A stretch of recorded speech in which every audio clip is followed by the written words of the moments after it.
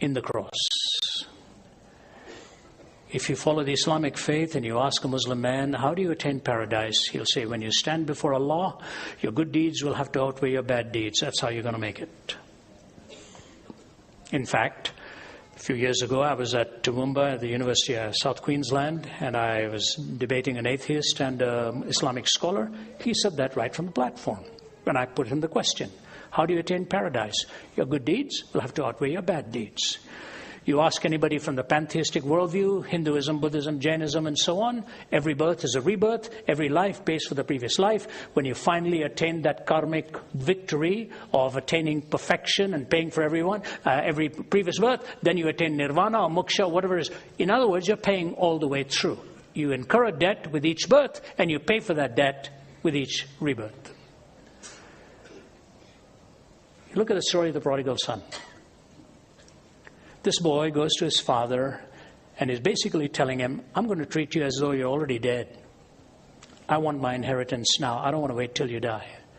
And the father gives him his inheritance, and the boy takes off, squanders it, plunders his own life, finds himself in literally a pigsty out there. And he says, my father's servants are living better than I am. I wonder what he thought. I'd love to go back. I wonder what my dad will do with me. I'll tell you what my dad would have done with me. It's true. My dad was from Kerala. He spoke Malayalam. My mother was from Chennai. She spoke Tamil. I was raised in Delhi, so I was raised speaking Hindi. I speak Hindi and I speak Tamil. Very comfortable in Hindi, quite comfortable understanding Tamil.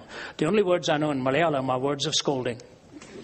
What my dad gave me. And I won't repeat them for you. You see, in the culture of India, the father as a patriarch held quite supreme. In many parts of India today, you will still see when the sons or daughters-in-law walk in the room, they touch the feet of the dad first thing. It's a culture that's gone that way for centuries. This boy's taken his dad's money, blown it, and he's going to come back. Would you have ever imagined in an Eastern narrative that the father rushes out of the home to meet him halfway? Totally catching the whole narrative and the listeners off guard. And he comes and wraps his arms around him and said, this my son was dead, is alive, is lost, and is now found. Put on the robe, put on the sandals, put on the ring, let's celebrate. You see, the older brother couldn't handle that, because grace misunderstood will always lead to jealousy. And the marvelous thing about the Christian worldview is you can never earn the right to really be embraced by God. It is His gift to you. It is the provision on the cross. And so you're waiting till you're all right and all cleaned up. You're coming the wrong way. You come as dirty as you are. He's the only one who can clean you up.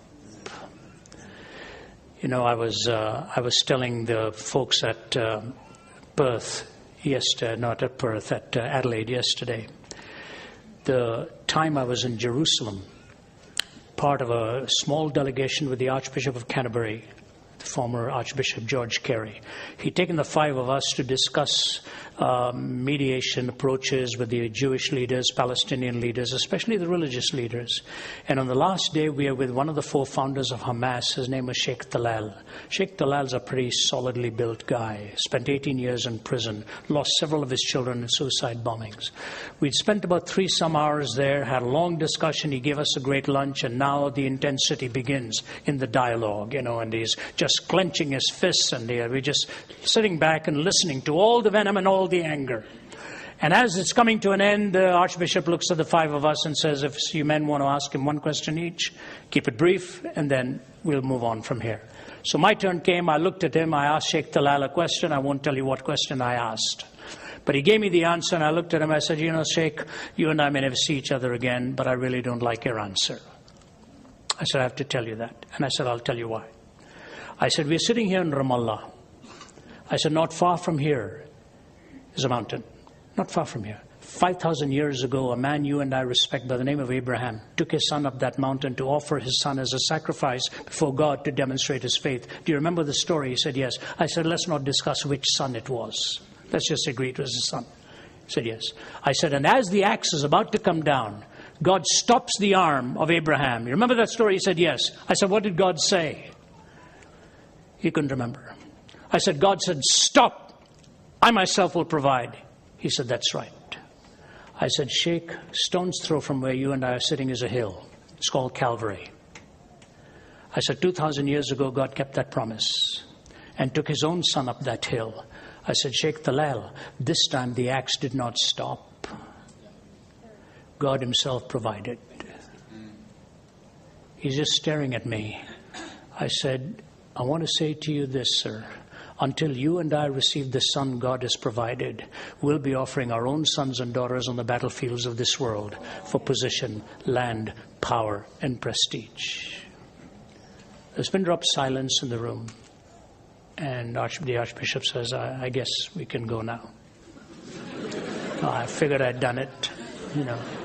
So we're walking away, and I'm sort of shoulders hunched, about to go down the stairway, and I feel this arm around me. It's the Archbishop. He said, Ravi, that was of God. I said, I sure hope so. And we walked down. And the Archbishop was the guest of honor. We were sort of part of the hoi polloi accompanying him. And so we are all getting into our car, and the Sheikh is ushering the Archbishop to the car. But I noticed he's hurriedly putting him into the car, and he comes running towards me before I got in. I said, here it comes. He turns me around. He's a strong guy. And he's holding my shoulders, and I'm looking him eyeball to eyeball. And he said, Mr. Zacharias, you and I may never see each other again. But you're a good man. You're a good man. I hope I see you again someday. And the tears filled his eyes, and he gave me that hug, and I walked away.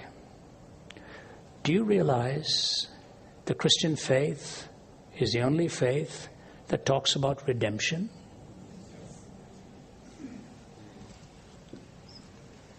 Not just forgiveness, redemption.